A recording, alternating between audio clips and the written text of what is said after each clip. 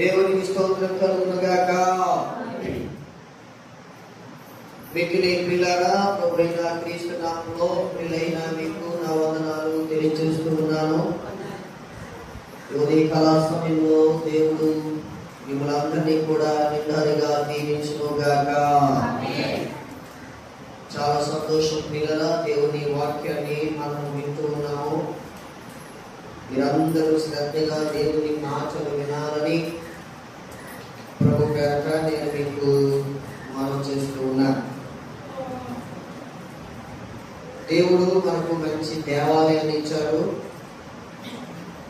దేవాలయం కొరకై మనం ఏమి ఉండాలి అని మనం అనుకుంటాము. అదే ప్రకారంగా ప్రభు సమస్తాన్ని వస్తువులుగా మనకు దేవుడు సమకూర్చారు. మరి మాస్టర్ గారు మంచి కీబోర్డ్ కొన్నారు. మరి మోజెస్ గారు మంచి సెల్ ఫోన్ కొనిచ్చారు చర్చికి. దేవునికి స్తోత్రం.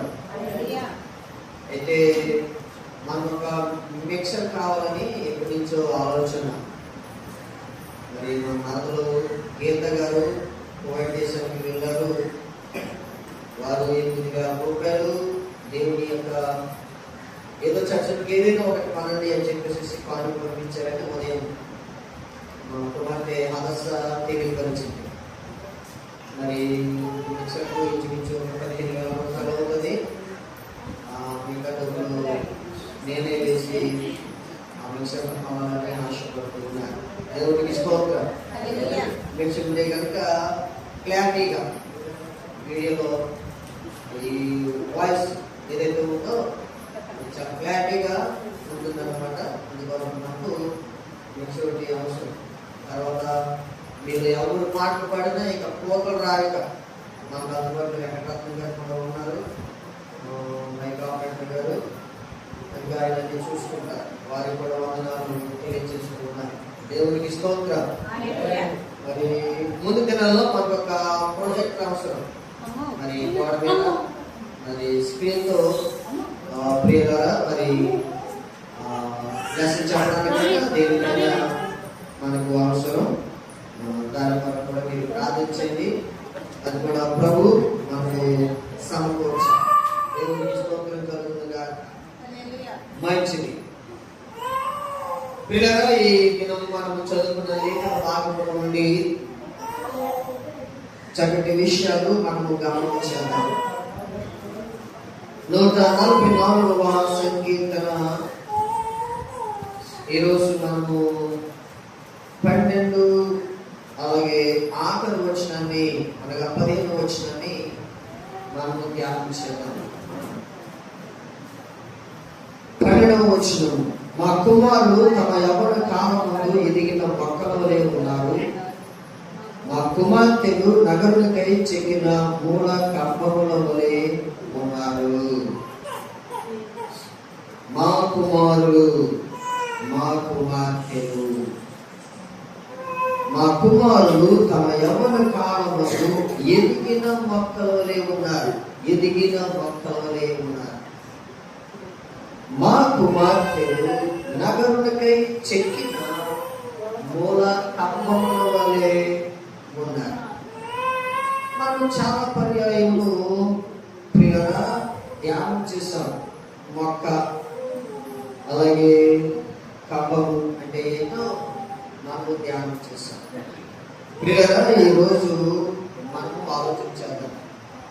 పరిశుద్ధ బైబిల్ గ్రంథంలో మనకు కనబడుతూ ఉన్న కొందరు మంచి కుమారులు, మరి కొందరు మంచి కుమార్తెలు, వారి గురించి మనము ధ్యానం చేయాలి.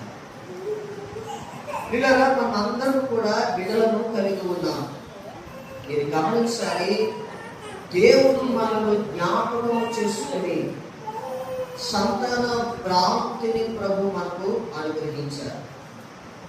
దేవుడు మనకిచ్చినటువంటి బిడ్డలు విలువైనటువంటి వారు. సంతానము విలువైనటువంటిది, శ్రేష్టమైనటువంటిది.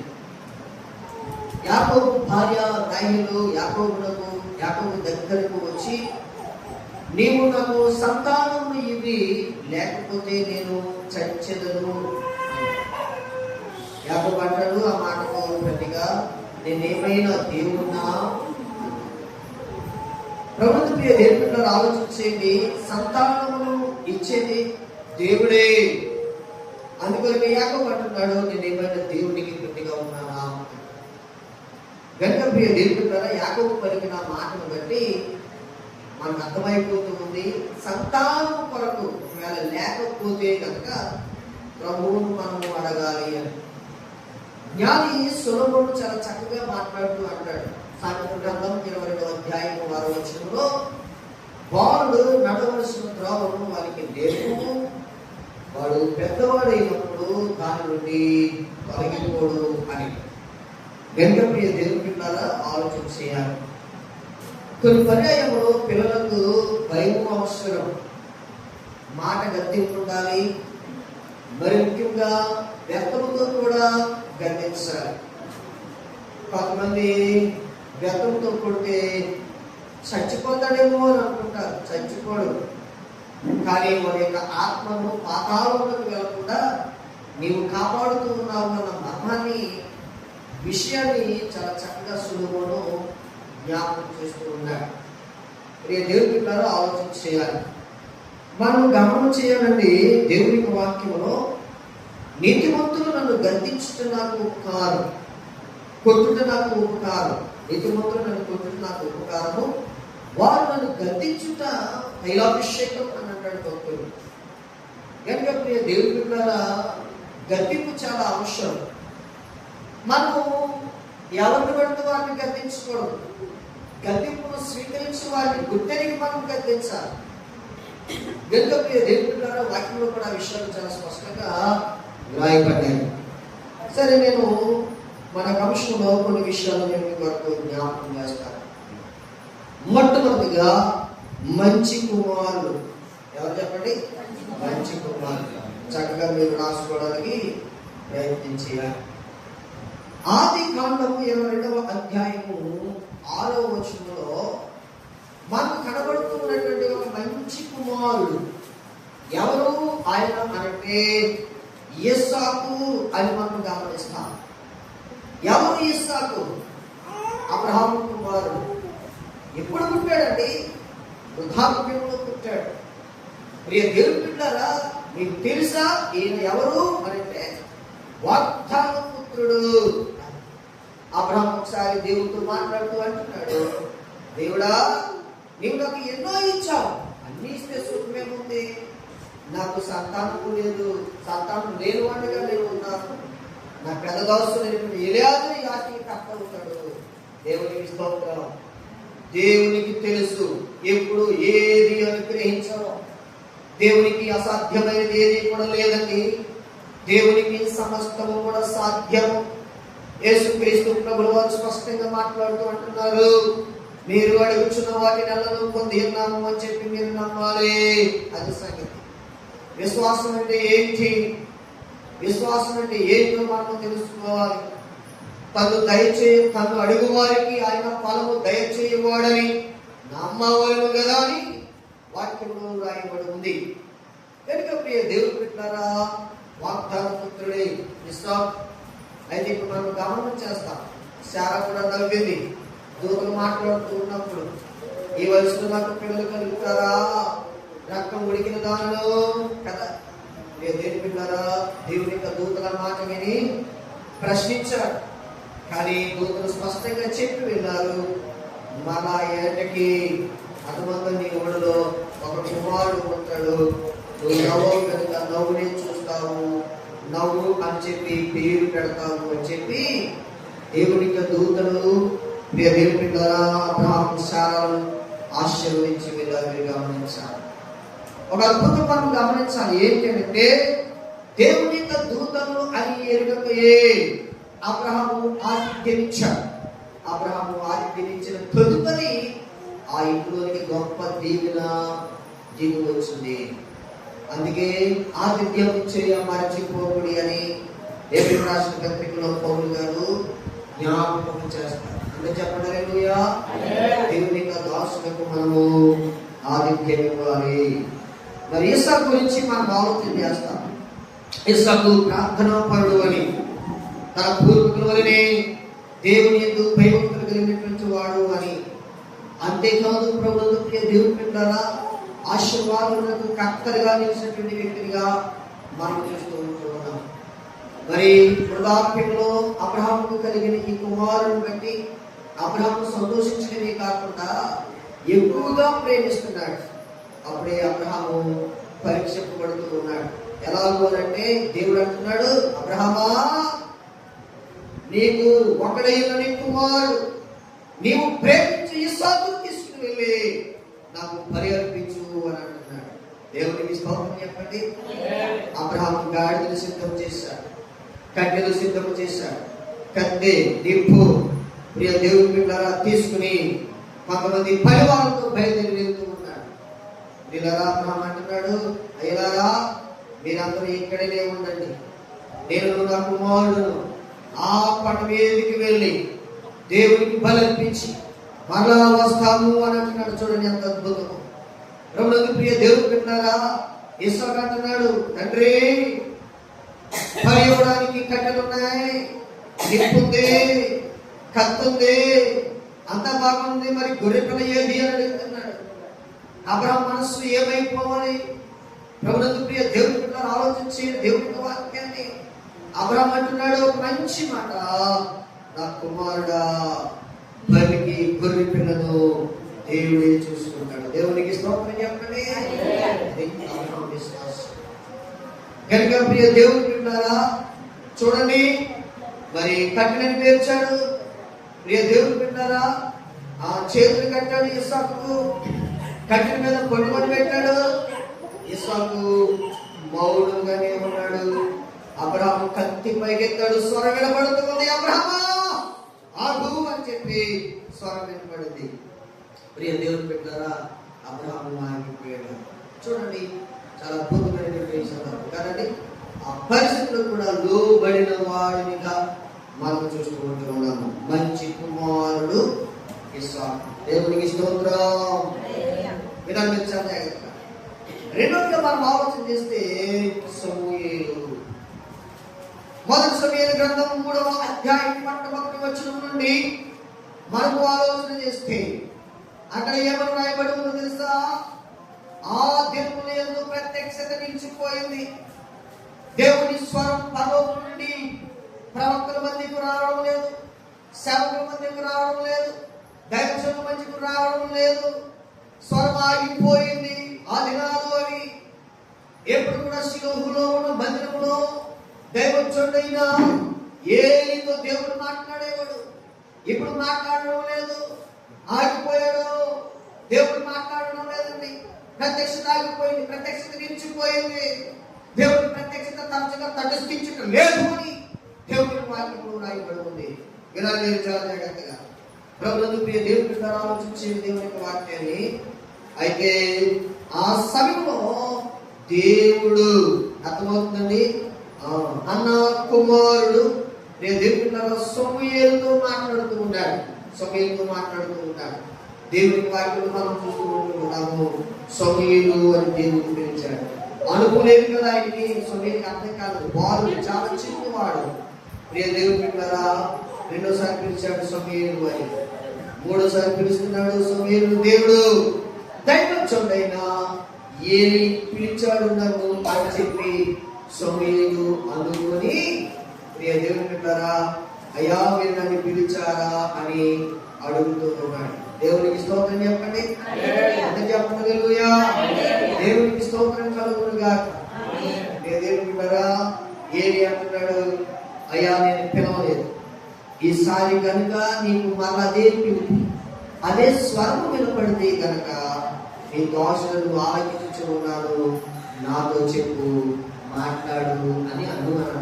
దేవునికి స్తోత్రం చెప్పండి. దేవుడు సమూయేలుతో మాట్లాడడం దేవుని వాక్యంలో రాయబడి ఉన్న సమూయేలు గురించి. జ్ఞానమందు, వయస్సునందు, దేవుని దయందు, మనుషుల దయందు వర్ధిల్లుచుండెను. సమూయేలు న్యాయాధిపతిగా మనకు కనబడుతున్నాడు. సమూయేలు ప్రవక్తనిగా మనకు కనబడుతున్నాడు.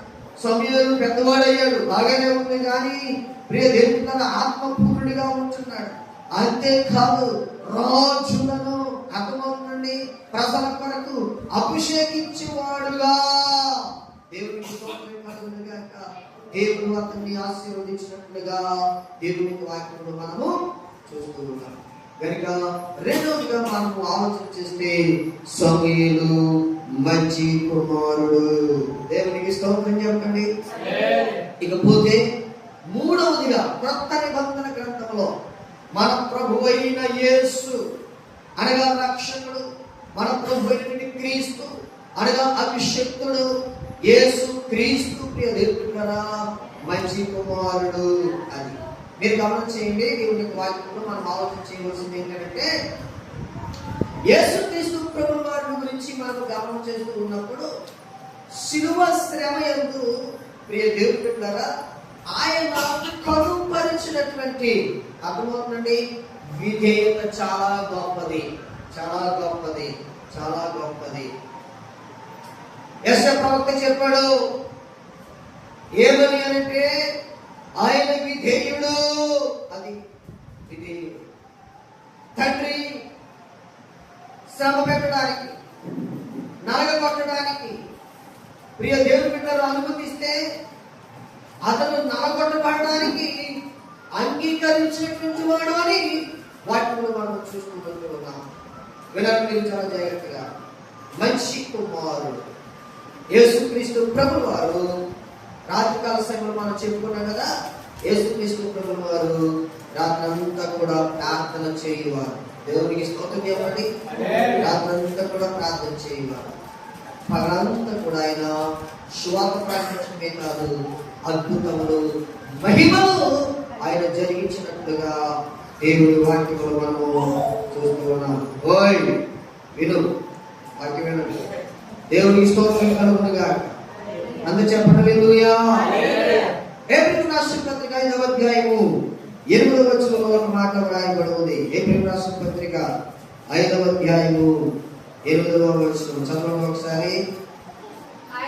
ఆయన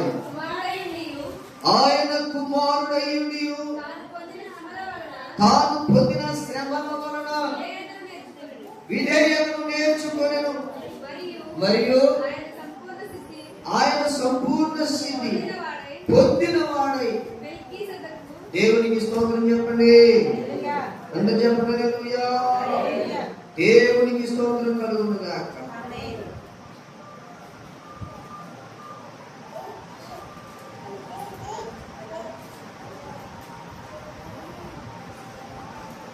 ఆయన కుమారుడయ్యుండి తాను పొందిన శ్రమల వలన విధేయతను నేర్చుకొనెను. అది ఆయన కుమారుడయ్యుండి తాను పొందిన శ్రమల వల్ల ఆయన ఏం నేర్చుకున్నాడంట? కనుక ఈ కుమారుడు అనగా యేసుక్రీస్తు విధేయుడగు కుమారుడు అని మనం గమనించాలి. తర్వాత పై వచనంలో రాయబడిన మాట ఏంటంటే 7వ వచనంలో శరీరధారిలో మహారోధులతోనూ కన్నీళ్లతోనూ తను మరణం నుండి రక్షింపగల వారికి ప్రార్థనలు యాచనలు సమర్పించి భయభక్తులు కలిగి ఉన్నందున ఆయన అంగీకరింపబడెను. దేవునికి స్తోత్రం చెప్పండి. శరీరధారి అయిన తిరుమలలో మహారోధులతోనూ కన్నీళ్లతోనూ తను మరణం నుండి రక్షింపగల వారికి ప్రార్థనలు యాచనలు సమర్పించి భయభక్తులు కలిగి ఉన్నందున ఆయన అంగీకరించబడెను. దేవునికి స్తోత్రం.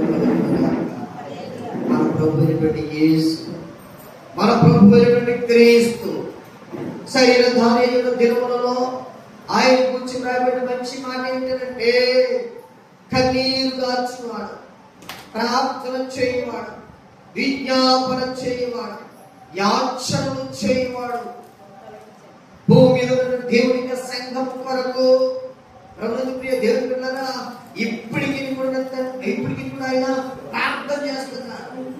దయచేసి ఈ విషయాన్ని మనము గమనించాలి. ఇంతవరకు మనం చెప్పుకున్నాము మంచి కుమారుడు. ఎవరు చెప్పండి? మంచి కుమారుడు. ఎవరు వారు? ఇస్సాకు, సమూయేలు, యేసుక్రీస్తు. దేవునికి స్తోత్రం చెప్పండి. బైబిల్ గ్రంథంలో మంచి కుమారులు ఎవరు? విధేయత గల కుమారులు ఎవరు? ప్రార్థన పనులు ఎవరు? దేవునికి స్తోత్రం కలుగును కనుక. తండ్రికి లోబడిన వారెవరు? విజ్ఞాపన చేయవారు ఎవరు? దేవుని యందు భయము భక్తిని కలిగి ఉన్నటువంటి వారెవరు? ఇలాంటి మంచి కుమారులు ఎవరు? ఎవరు? ఒక ఇస్సాకు, 2 సమూయేలు, 3 యేసుక్రీస్తు కదండి. విరామించాలి. ఇప్పుడు మంచి కుమార్తెలు. దేవునికి స్తోత్రం కలుగును గాక. నాకు తెలిసి ఇక్కడ ఎక్కువ మంది యవన స్త్రీలు, యవన పురుషులు మనకు కనబడుతున్నారు. దేవునికి స్తోత్రం కలుగును గాక. కొంతమంది ఆవేదన కూడా ఆవేదన ఎవరు వచ్చేస్తున్నారు, తక్కువ వచ్చేస్తున్నారు. బాబా దేవుడు దీవించిన వినవాక్యం. అధ్యాయం 14వ వచనంలో ఆమె తన పెళ్లికి ఇంట ప్రవేశించినప్పుడు తన తండ్రిని ఒక పొలం అడుగుటకు అతనిని ప్రేరేపించింది.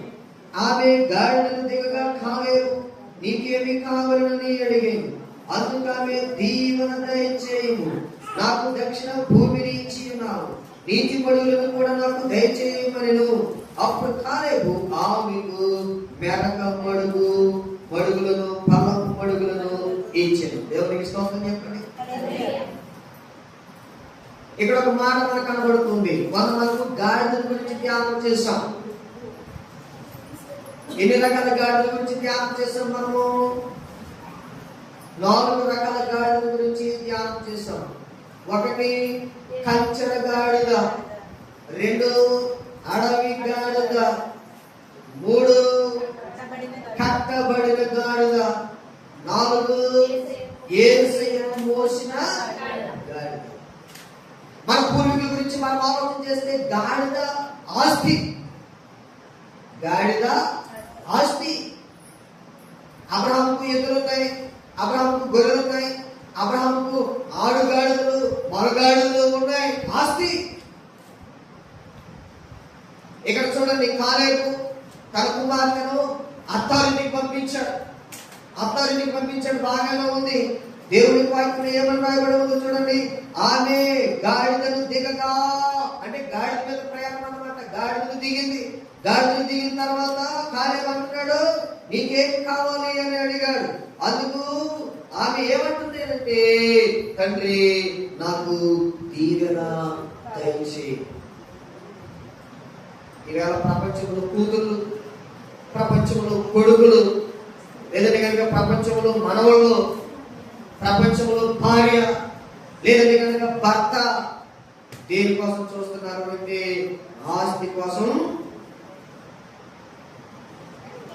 కాలేబు అల్లుడి గారు అర్థమవుతుందండి, తన భార్యను అర్థమవుతుందండి, మీ నాన్నగారిని ఏమైనా అడుగు అని అంటున్నాడు. చూసారా? ఏమైనా అడుగు మీ నాన్నగారిని, ఇంకా ఏమైనా ఇస్తారేమో అడుగు. ఎంతసేపు ఇవ్వడం, ఎంతసేపు అడగడం, ఎంతసేపు తీసుకోవడమే. అడుగు అడుగు అడుగు. ప్రేరేపిస్తున్నాడు. వాక్యం రాయబడి ఉంది. ఆ వచనాన్ని మీరు చదవాలి. ప్రేరేపిస్తున్నాడు. కాలేబు అల్లుడి గారు అక్షరం ప్రేరేపిస్తున్నాడు. అడుగు మీ నాన్నగారిని, ఇంకా ఏమైనా చేస్తున్నాడు. ఆమె నేరుగా ఏమైనా ఏమైనా అడక్క. ఆవిడ ఎంత చక్కగా ఉద్దేశం ముందు ఆట, తండ్రి నాకు దీవెన. తండ్రి అని చేస్తాడు. తండ్రి మనస్సు మంచిది. దేవునికి స్తోత్రం. ఆయన మంచి వారి మీద చెడ్డవారి మీదను తన సూర్యుని ప్రకాశింపజేస్తున్నాడు.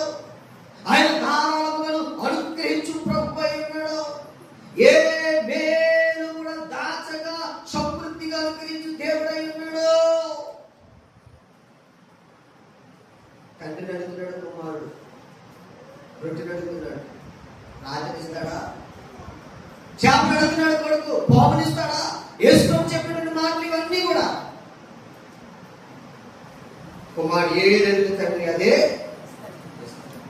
తండ్రి మంచివాడు, మంచి మనస్సును కలిగినటువంటి వాడు. తండ్రి గొప్పవాడు, ఉన్నతుడు, సర్వోన్నతుడు, మహిమోన్నతుడు.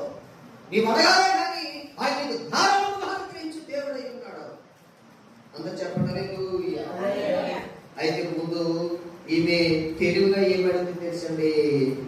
అందుకని దీవెన దయచేయము. దేవునికి స్తోత్రం చెప్పండి.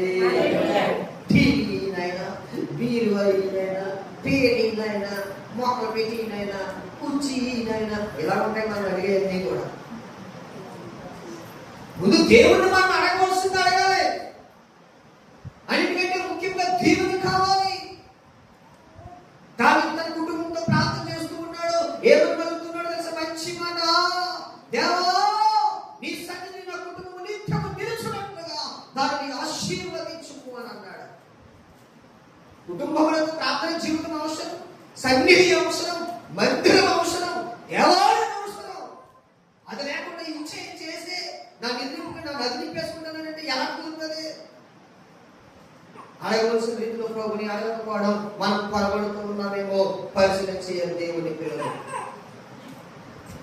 దేవుని వాక్యంలో మనం చూస్తూ ఉన్నాము. ఎంత మంచి కుమార్తె అంటే ముందు నాకు దీవెన దయచేయాలని అడిగింది. తర్వాత అంటుంది, నాకు దక్షిణ భూమిని ఇచ్చినావు, నీటి మడుగులను కూడా నాకు దయచేయమనెను. అప్పుడు కాలేబు ఆమెకు మెరక మడుగులను, పల్లపు మడుగులను కూడా దేవునికి స్తోత్రం చెప్పండి. మనం ఎదురుగా అడిగినప్పుడు కూడా నమస్కారం ఉండాలి. ముందు అదైనా సంస్కారంతో కూడినదై ఉండాలి. అప్పాలు ఇవ్వాలి ఎలా కుదురుతుంది? ముందు అవసరం చెప్పాలి. దానికి ముందు మంచిగా మాట్లాడాలి. దేవునికి స్తోత్రం చెప్పండి. మనం అడిగితే ప్రియ దేవుడు పెట్టారా, ఎదుటి వారికి జాలి కలగాలి, ప్రేమ కలగాలి, దయ కలగాలి, ఇచ్చే మనస్సు రావాలి. దేవునికి స్తోత్రం కలుగుతుంది.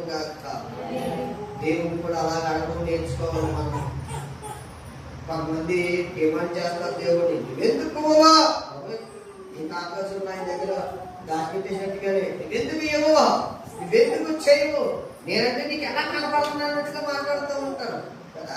అలా కాదు, దీనంత్వం. దేవునికి స్తోత్రం కలుగుతుందిగాక. సాధువైనట్టు, మృదువైనట్టు, అలాంటి విధమైన గుణములు మనం కలిగి ఉండాలని అపోస్తలుడు మనం తెలియజేస్తూ ఉన్నారు. దేవునికి స్తోత్రం కలుగుతుందిగాక. రెండోదిగా మనం ఆలోచన చేస్తాం, మరొక మంచి కుమార్తె ఎవరంటే ఇదే న్యాయాధిపతుల గ్రంథం 11వ అధ్యాయము 36వ వచనము. ఇదే న్యాయాధిపతుల గ్రంథము 11వ అధ్యాయము 36వ వచనము.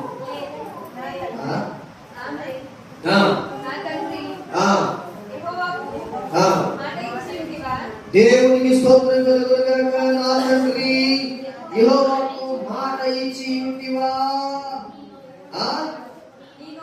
నీ నోటి నుండి బయలుదేరిన మాట చొప్పున చేయము. యెహోవా నీ శత్రువులైన అమ్మోనీయుల మీద పగ తీర్చుకొని ఉన్నాడని అతనితో నేను చాలు. దేవునికి స్తోత్రం చెప్పండి. పేరుకు రాయబడలేదు కానీ యెఫ్తా కుమార్తె, యెఫ్తా కుమార్తె బలవంతుడు, దేవుని యొక్క శక్తికి అనుభవాన్ని కలిగినటువంటి వాడు యెఫ్తా. అమోనీయుల శత్రువుల మీదకి ఇప్పుడు యుద్ధానికి వెళ్ళాడు, జయం పొందాడు. అమోనీయులు శత్రువులు యుద్ధానికి వెళ్ళక మునుపు ఈ యొక్క దేవుని ఒక మాట ఇచ్చాడు, నేను యుద్ధంలో జయం పొంది విజయాన్ని చూసి తిరిగి నేను వస్తూ ఉన్నప్పుడు నా ఇంటి ద్వార బంధువు నుండి ఏదైతే నాకు ఎదురొస్తుందో అది నీకు ప్రతిష్ఠితము అని తను అనుకోవచ్చు. ఒకవేళ గాడిని కానీ, గొడ్డు కానీ, ఇంకోటి కానీ ఏదైనా ఎదురొస్తే ఇచ్చేద్దాం దేవునికి అని అనుకోవచ్చు. కానీ ఇక్కడ ఏం జరిగిందో తెలుసా? తండ్రి శత్రువును జయించి విజయమును పొంది తిరిగి వస్తూ ఉన్నాడన్న విషయాన్ని విని సంతోషంతో, ఆనందంతో, తన స్నేహితులతో, చెలికత్తలతో తప్పులు వాయిస్తూ, నాట్యం చేస్తూ సంతోష భరితులైన ఉండి ఇప్పుడు తండ్రికి కుమారుని రాష్ట్రం దేవుడికి ఎంత చూసి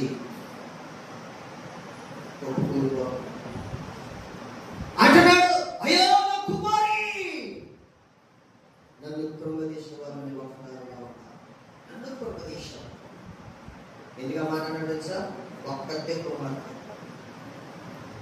ఇంకా వేరు సంతానం లేదు, కానీ ఏకైక కూతురు ఉంటే ఇప్పుడు తన కుమార్తెను బదులు తన కుమార్తె ఏమంటుందో తెలుసా? ఎంత మంచిగా చూసారా?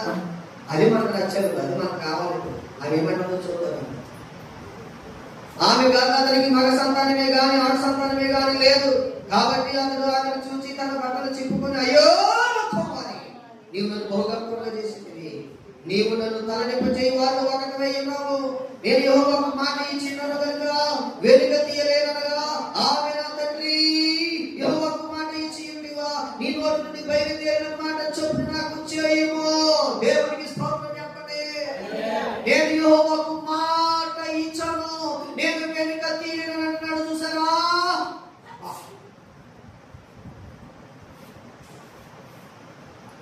చర్చలో ఒక కుర్రోడు కన్నెత్తానన్నాడు. డబ్బులాంటిది అనమాట. అది కన్నెత్తానన్నాడు కదని చెప్పేసి ఆ రెండు చేతులు చూస్తున్నాడు. ఆ ఇప్పటికీ ఆ తండ్రి ఆ డబ్బు పర్లేదు. ఇప్పటికి చాలా చిత్రం అనమాట. కొంతమంది మాటిస్తారు, నెరవేర్చదు.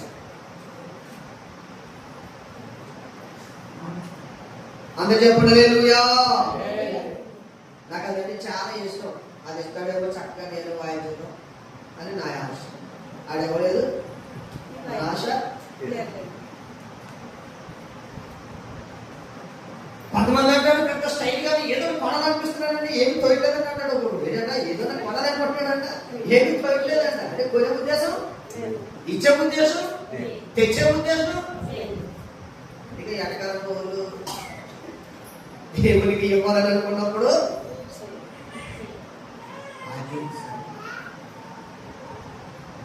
కొంతమంది అటువంటి ఇంకొకటి ప్రాధాన్యత. ఎందుకు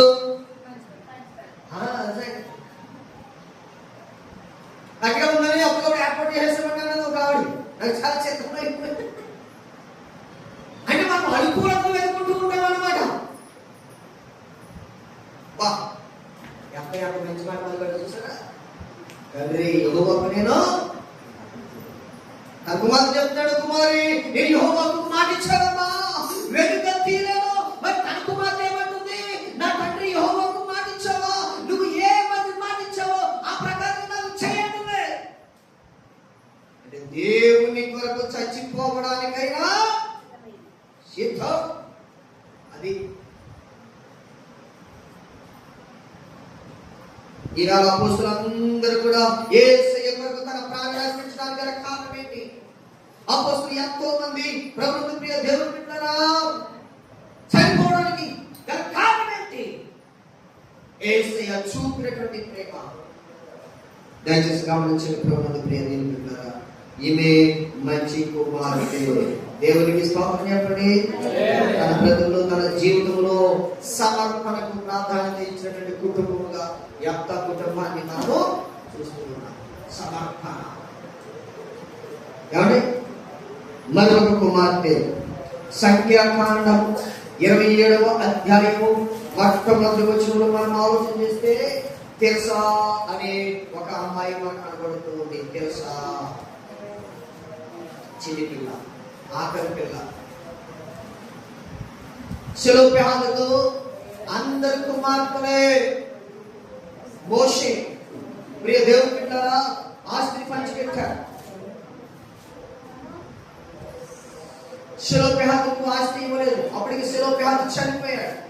విరమించాలి జాగ్రత్తగా. చిన్నపిల్లక అందరినీ సమకూర్చి మాట్లాడుతుంది, అక్కలారా మన తండ్రికి స్వాస్థ్యం వస్తుంది, ఆస్తి వస్తుంది, భూమి వస్తుంది.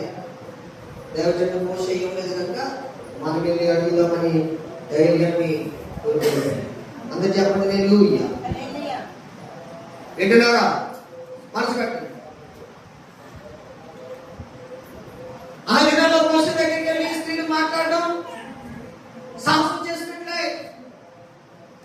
మోషే అంటున్నాడు విషయం చెప్పిన తర్వాత, నేను దేవునికి ప్రార్థన చేస్తాను, దేవుడు ఇవ్వంటే కనుక నేనే కౌలు పంపించి మీకు ఆ భూమి ఇస్తాను. ఆలోచన చేయండి దేవుని బిడ్డలారా.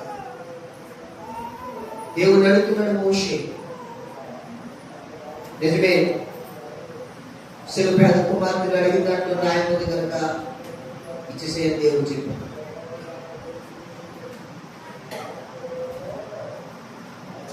వారు ఆ భూమిని స్వాధీనం చేసుకున్న తర్వాత ఆ భూమికి పేరు పెట్టారు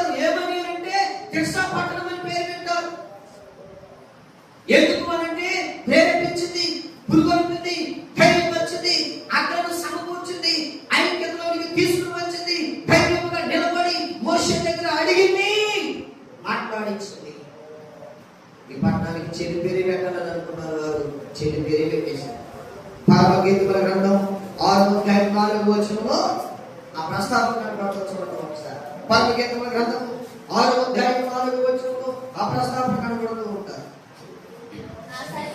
నా సఖి నీవు తిర్సా పట్టణం వలె, అదిగో ఏ పట్టణం అది?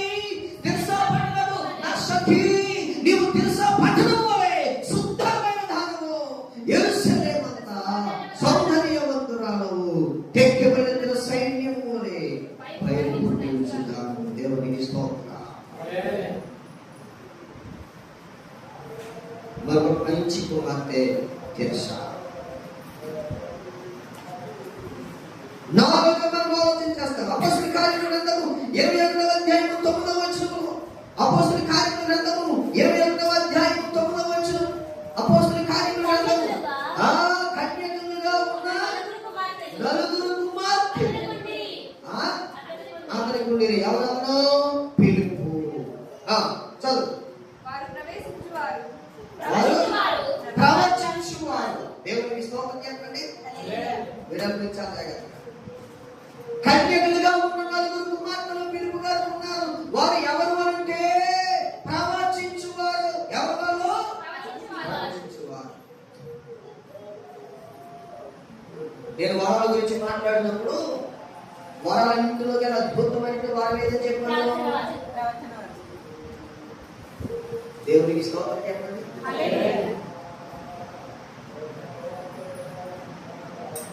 పౌలు గారు ముఖ్యమైన వాటి గురించి, మూడింటి గురించి మాట్లాడారు. వాటిలో శ్రేష్టమైనది ఏమని చెప్పాడైనా? ప్రేమ చెప్పాడు. 1 కొరింథీయులకు రాసిన పత్రిక 14:18 పౌలు గారు మాట్లాడుతూ అంటున్నాడు, ప్రేమ కలిగి ఉండడానికి ప్రయాసపడండి. అసలు వారంటే ఇది వారు, అసలు వారి మీదే, అసలైనటువంటి వారి మీద కంటే ప్రేమ కలిగి ఉండడమే అదొక మంచి. మరి విశేషంలో ప్రవచించాలని నేను కోరుతున్నాను అని అన్నాడు. భాషలు మాట్లాడడం కేవలం తన కొరకు మాత్రమే క్షేమం, కానీ ప్రవచించేవాడు సంఘములో ఉండము సంఘమునకు క్షేమము. వాక్యాలు సరిగ్గా సరళంగా అర్థం చేసుకుంటున్నారు చాలా మంది, పొరపడుతున్నారు చాలా మంది.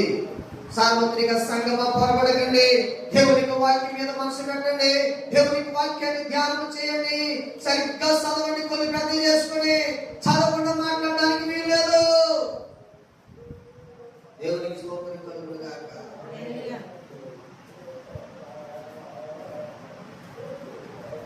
దేవుని వాక్యం మనం చూసుకుంటూ ఉన్నాము.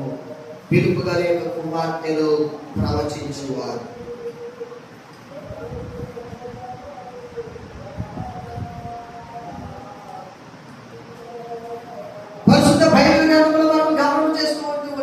సమాజంలో ఉన్నాడు ఒక ఆయన, అతని పేరు యెహోషియలు. అతని మీదకి దేవుని యొక్క ఆత్మ దిగి వచ్చింది. అతని మీదకి దేవుని యొక్క ఆత్మ దిగి వచ్చినప్పుడు అతడు ప్రవచించడం మొదలు పెట్టాడు. యూదా వారులారా, ఇశ్రాయేలు వారులారా, మీరే మాత్రం కూడా భయపడకండి. యుద్ధం మీరు కాదు జరిగించేది, యుద్ధం దేవుడే జరిగిస్తూ ఉన్నాడు. యెహోషాపాతు భయపడిపోతూ ఉన్నాడు. ఏం జరుగుతుందో ఏంటో, ఏమైపోతామో. 3 దేశాల వారు దండెత్తి యెహోషాపాతు మీదకి వస్తున్నారు. రాజ్యం నాశనం అయిపోతుంది ఎలా? ఆయన వచ్చిన ఆలోచన ఏంటంటే, యూదా వారులారా, ఇశ్రాయేలు వారులారా, రండి, మనమందరం కూడా ఉపవాసం ఉండి దేవుని యొక్క సన్నిధిని ప్రార్థన చేద్దామన్నాడు. దేవునికి స్తోత్రం చెప్పండి. శ్రమకు పరిష్కారం, సమస్యకు పరిష్కారం, ఇరుకు ఇబ్బందికి పరిష్కారం, అద్భుతమైనటువంటి సూత్రం ఉపవాసం ఉండి ప్రార్థన చేయడం.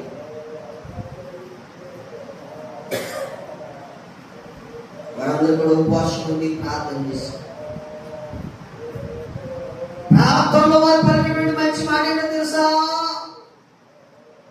2 గ్రంథం గ్రంథం 20వ అధ్యాయంలో మనం చూస్తామండి. ఏమని రాయబడి ఉంది అంటే, నీవే మాకు దిక్కు అని యెహోవాకు ప్రార్థన చేశారు. దేవునికి స్తోత్రం కలుగును గాక. నీవే మాకు దిక్కు.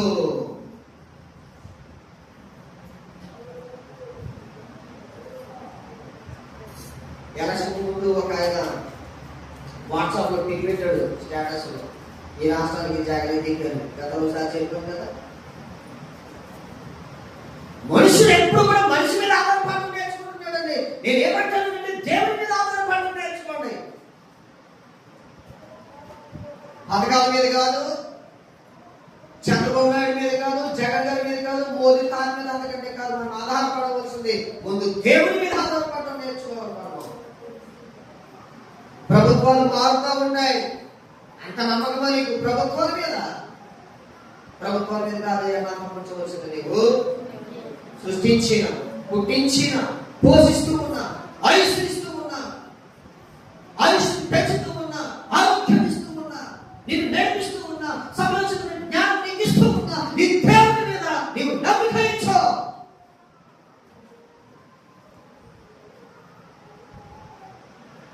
యెహోవాను ఆశ్రయించండి, అప్పుడు మీరు బ్రతుకుదురు అన్నాడు. ఎవరు? మనం చెప్పుకున్నాం, యెహోవాను ఆశ్రయించండి. మీరు బ్రతకాలంటే కనుక మీరు ఆశ్రయించవలసినటువంటి వాడు ఎవరు అంటే దేవుడే. దేవుని ఆశ్రయించు.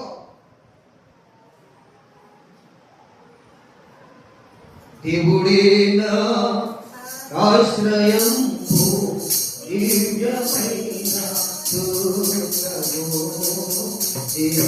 దేవుడే నా ఆశ్రయం, దివ్యమైన దుర్గము.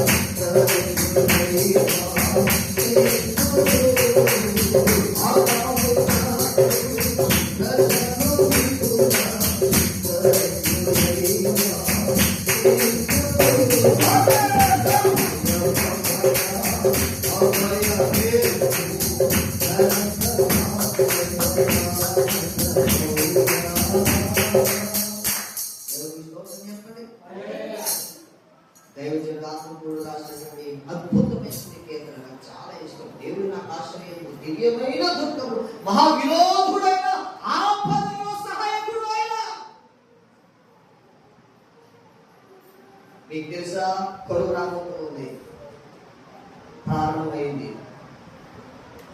దేవుడికి స్తోత్రం కలుగుతుంది. మనకి ఏం చెప్పుకుంటున్నది జరుగుతుంది ప్రపంచంలో, మీరు గమనించకుంటుంది. దేవుడు కరువు రాబోతుంది, అది ప్రారంభించబడింది, అది మన వరకు రాబోతుంది. ఇది నమ్మండి. దేవునికి వాక్యంలో ప్రవక్త చెప్పాడు, ఏమని తెలుసా? యెహోవా మాట వినకపోవడం వలన శాపం కలుగుతుంది. శాపం వేరు, శాపం వేరు. శాపం అనగా కరువు. వాక్యంలో ఉంది, నెరవేరబోతుంది. అందుకే భయపడండి, అందుకే ఆశ్రయించండి, అందుకే నమ్మండి, అందుకే పూజించండి, అందుకే సన్నిధిని వణకండి, అందుకే సన్నిధిని కనబడండి. కనబడడానికి రావాలి. ఎవడో దిక్కు అని అనుకోకండి, దేవుడే మీకు నాకు దిక్కు. దేవునికి స్తోత్రం.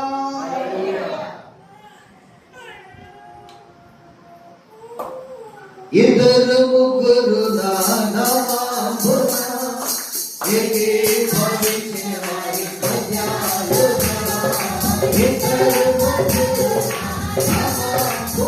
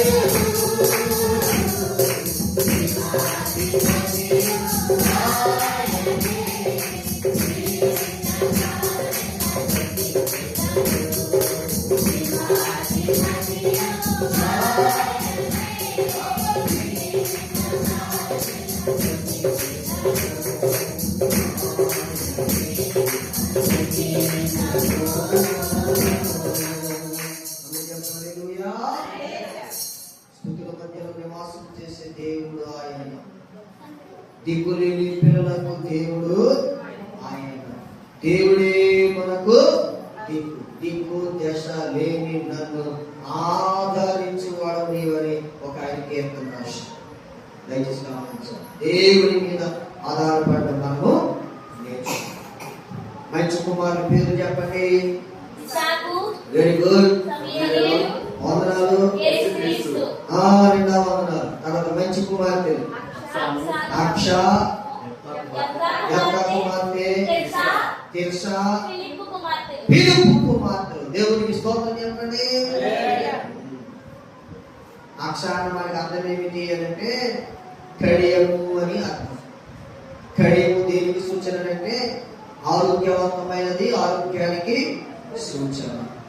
మరి తిర్సా అన్న మనకి అర్థం ఏంటంటే జ్వరము అని అర్థం. దేవునికి స్తోత్రం చెప్పండి. అందరు చెప్పండి హల్లెలూయా. అది ఫిలిప్పు కుమార్తెలు ఎవరు అంటే కన్యకులు వారు, అంతేకాదు ప్రవచించేది వారు. జాగ్రత్తగా ఉందాం, జాగ్రత్తగా బ్రతుకుదాం. దేవుడి మాటలు మన కొరకు దీవించును గాక. అందరు చెప్పండి ఆమేన్. సాక్షాత్ చెప్పండి. మీ కొరకు నేను ప్రార్థన చేస్తాను.